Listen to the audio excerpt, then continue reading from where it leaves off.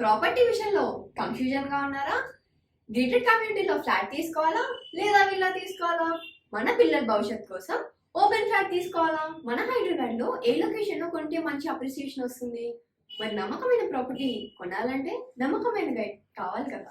Property advisor కోసం సంప్రదించండి Varahaswamy property గూగులర్. Contact 7207218485. ఓం శ్రీ మహాగణాధిపతియే నమః. ఓం శ్రీ మాత్రే నమః.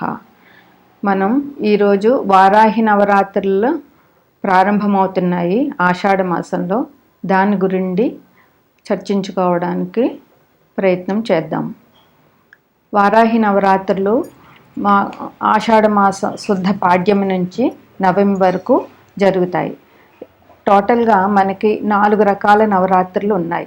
ఒకటి శ్యామలా నవరాత్రులు, ఇది మాఘమాసంలో వస్తుంది. 2 వసంత నవరాత్రులు, ఇది చైత్రశుద్ధ పాడ్యం నుండి చైత్రశుద్ధ పాడ్యం నుండి శ్రీరామనవమి వరకు ఉంటాయి. 3వది వారాహి నవరాత్రులు. 4 ఆశ్వేజ మాసంలో వచ్చే దేవీ నవరాత్రులు. శ్యామలా నవరాత్రుల్ని, వారాహి నవరాత్రుల్ని గుప్త నవరాత్రులు అని కూడా అంటారు.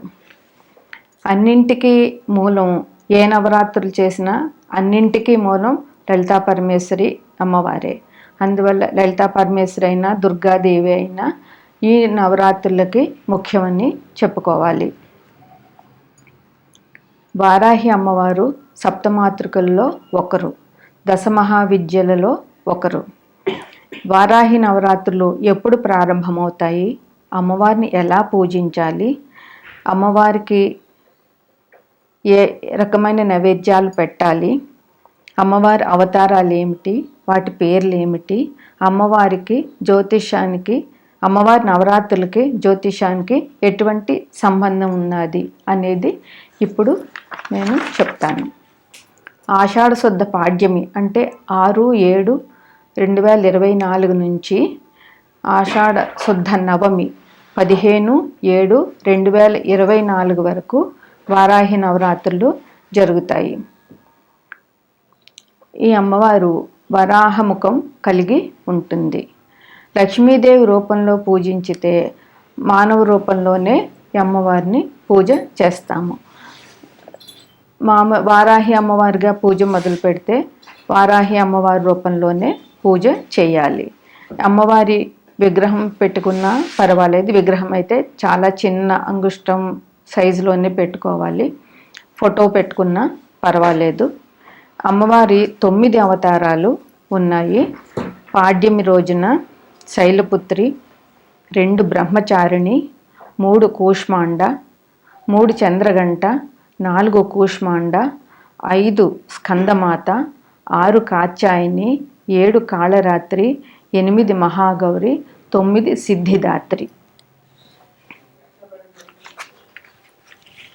అమ్మవారిని ఎలా పూజించాలి అంటే, అమ్మవారి మూలమంత్రం ఉన్నది. ఆ మూలమంత్రాన్ని 108 సార్లు జపం చేయడం వల్ల అలాగైనా చేయొచ్చు. అష్టోత్తర శతనామార్చనతో అమ్మవారిని పూజించవచ్చు. వారాహి కవచం ఉంటుంది, వారాహి కవచంతో పూజించవచ్చు. వారాహి ద్వాదశనామావళి ఉన్నది, వారాహి ద్వాదశనామావళితో కూడా అమ్మవారిని పూజ చేయవచ్చు. లలితా పరమేశ్వరికి ఈమె సర్వసైన్యాధ్యక్షురాలు. లలితా పరమేశ్వరి రాక్షస సంహారం చేసేటప్పుడు తన సైనికులకి ఒక అధ్యక్షుడు కావాలి అని తలచి ఈ వారాహి అమ్మవారిని తనలో నుంచి ఒక మాతృకగా సృష్టించింది. ఈమె వారాహి అమ్మవారు లలితా అమ్మవారి సైన్యానికంతటికి సర్వసైన్యాధ్యక్షురాలు. అందువల్ల మనం వారాహి అమ్మవారిని లలితా సహస్రనామంతో కూడా పూజించిన చాలా మంచి జరుగుతుంది. లలితా సహస్రనామాల్లో 30వ నామమైనటువంటి విసృక్ర ప్రాణహరణ వారాహి వీర్యనందిత అనే మంత్రాన్ని 108 సార్లు పూజ చేయడం వల్ల కూడా, జపించడం వల్ల కూడా వారాహి అమ్మవారి అనుగ్రహాన్ని మనం పొందవచ్చు. అమ్మవారి అవతారాల్లో మొదటిది నవదుర్గలు నవాంశలు అని మనం ఈరోజు చర్చించుకుంటున్నాం. అంటే నవదుర్గ జ్యోతిష శాస్త్రంలో రాశి చక్రం, నవాంశ చక్రం అని ఉంటాయి. రాశి చక్రంలో ఒక్కొక్క రాశి 30 డిగ్రీలు కలిగి ఉంటుంది. ఈ 30 డిగ్రీలకి ఒక్కొక్క నక్షత్రం 4 పాదాలు, 2 నక్షత్రాలు, 3 మొత్తంగా ఒక రాశిలో 9 పాదాలు ఉంటాయి. ఈ 9 పాదాలని ఒక్కొక్క పాదం ఒక్కొక్క నవాంశగా చెప్తాము.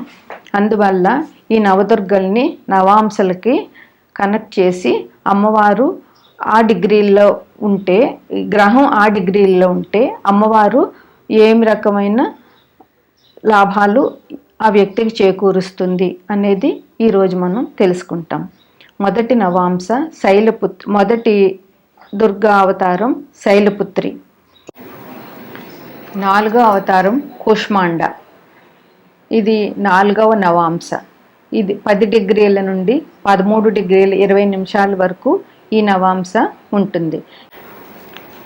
ఈ అమ్మవారి శ్లోకం సురా సంపూర్ణ కలశం రుధిరాప్లుత మేవచ దధనాహస్త పద్మాభ్యాం కూష్మాండ శుభదాస్తుమే.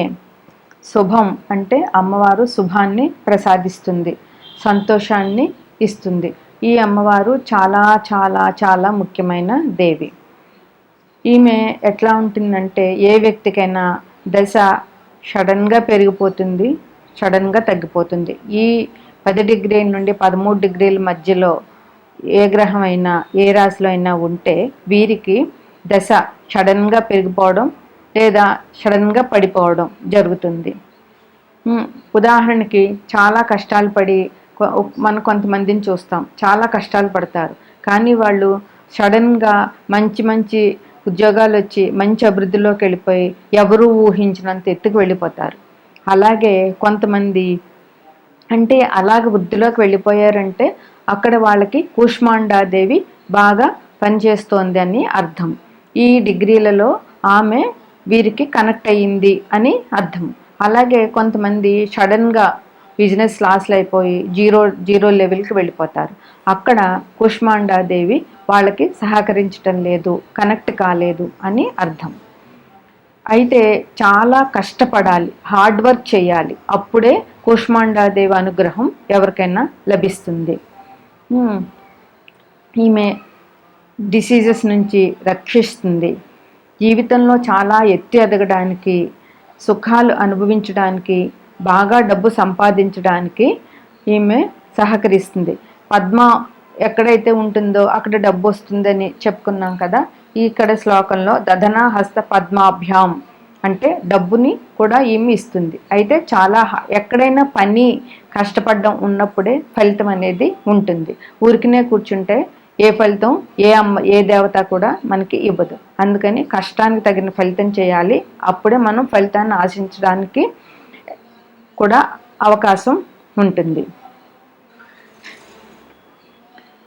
ఉదాహరణకి బుధుడు ఈ 4వ నవాంశలో ఉంటే బుధుడు మాటకి కారకుడు. మనం మాట్లాడే మాట బుధుడు మనకు బాగుంటే మనం మంచిగా మాట్లాడడం, నలుగురిలోనూ మన మాట వల్ల మన గౌరవం పొందడం జరుగుతుంది. అదే బుధుడు కనుక పాడై ఉంటే మనం నలుగురిలో మనం మాట్లాడే మాటలకు విలువ లేకపోవడం, మన మాటలు వ్యంగ్యంగాను, ఎదుటి వాళ్ళని ఇబ్బంది పెట్టేవిగాను, ఎదుటి వారిని వేళాకోళం చేసేటట్టుగాను, వెటకారంగాను మాట్లాడితే వాళ్ళు మనని ఇష్టపడరు, మనతో మాట్లాడడానికి కూడా ఎవరు రారు ముందుకి.